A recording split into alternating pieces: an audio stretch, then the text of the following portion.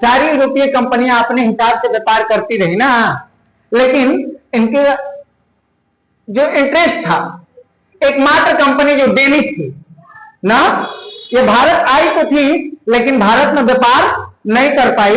ये भारत के अगल बगल जैसे मलेशिया, इंडोनेशिया और मालदीव से व्यापार किया, लेकिन भारत से व्यापार ये करने में सक्षम नहीं थे, इसलिए इन्होंने अपनी कंपनियां अंग्रेजों को बेच दी। लेकिन भारतीय राजनीति में सर्वाधिक इंटरेस्ट लेने वाली जो यूरोपीय कंपनियां थी वो अंग्रेजी ईस्ट इंडिया कंपनी थी ना। उसने अपना पूरा जोर लगाया औरंगजेब यानी जहांगीर से लेकर औरंगजेब तक कि किसी भी तरह भारत के आंतरिक हिस्सों में व्यापार करने का अधिकार मिल जाए। लेकिन देखिए, एक बादशाह जो होता है वो अपने देश के प्रति सशक्त होता है। जैसे अभी आप लोग कुछ घटनाओं को देख रहे हैं ना, अभी मोदी जी को उनके एडवाइजर ने सलाह दिया कि अगर आप अमेरिका से इसी तरह रहेंगे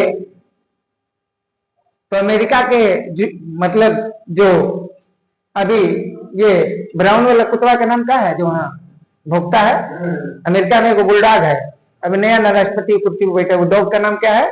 डोनाल्ड ट्रंप ना। मैं भी अपने कुत्ते का नाम डोनाल्ड ट्रंप ही रखने वाला, अच्छा नाम है और वो दिखता भी गोल्डन तरह का। तो बोला कि ट्रंप नाराज हो जाएंगे, तो मोदी ने क्या बोला, अरे एक आदमी के लिए मैं 140 करोड़ लोगों को नाराज कर दूं? पूरी दुनिया में तेल की महंगी है लेकिन भारत में कोई असर नहीं है उसका। क्यों? कि अपने देश के लिए जो जीता है ना, अरे इतिहासकार जो भी मूल्यांकन करे, समय समय पर अच्छाइयां और बुराइयां सब में होती हैं।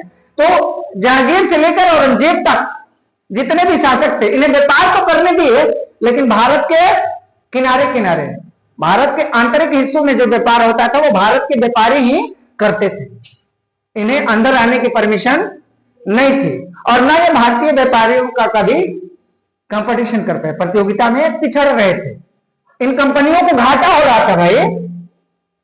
लेकिन मुगल वंश में एक घृणित कायर हुआ जिसे हम फर्रुखसियर के नाम से जानते हैं।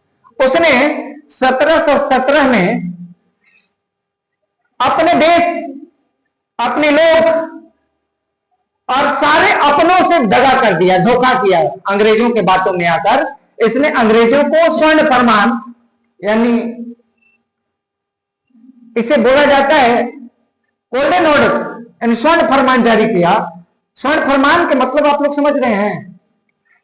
अंग्रेजी कंपनियां, अंग्रेजी व्यापारी भारत के व्यापारियों के बराबर अधिकार रखेंगे, वो भी बिना टैक्स के व्यापार करेंगे। जैसे भारत के व्यापारी बिना टैक्स के व्यापार करते हैं, उसी तरह उसने अधिकार दे दिया कि अंग्रेज व्यापारी भी बिना टैक्स के भारत के अंदर व्यापार करेंगे। तो ये बताइए, कोई बाहरी कंपनी अगर भारत में बिना टैक्स के व्यापार करे तो वो अपने टैक्स को बचा के, और कीमतें, सबसे बड़ी चीज व्यापार में कीमतें उतराव और चढ़ाव करने की क्षमता उनके पास अधिक हो गई, जिसके कारण भारत का बिखराव हुआ और भारत आर्थिक रूप से अवनति की ओर चल दिया।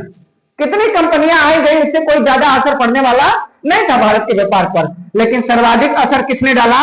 1717 में जो फर्रुखसियर ने गोल्डन फरमान जारी कर दिया, जिसके कारण भारत की आर्थिक क्षति होना प्रारंभ हो गया और वहीं से भारत आर्थिक अवनति की ओर चल पड़ा।